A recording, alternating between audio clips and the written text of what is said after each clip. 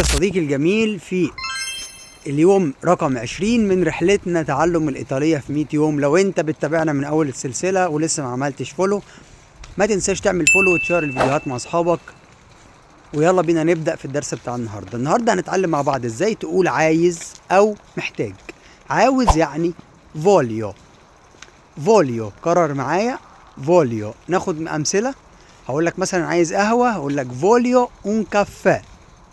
او هقول لك بشاور على حاجه معينه، اقول لك عايز ده فوليو كويستو. فوليو كويستو. طب محتاج يعني ايه؟ محتاج يعني ho bisogno di. ho bisogno di aiuto او ho bisogno di tempo. ho bisogno di aiuto يعني محتاج مساعده. ho bisogno di tempo يعني محتاج وقت. لو حابب تضيف عليها وتطلب الطلب بأدب هتضيف per favore. هقول لك voglio un caffè per favore. voglio un caffè per favore يعني أنا محتاج قهوة من فضلك، أو أنا عايز قهوة من فضلك. وبس كده صديقي الجميل. لو عجبك الفيديو ما تنساش تعمل لي فولو.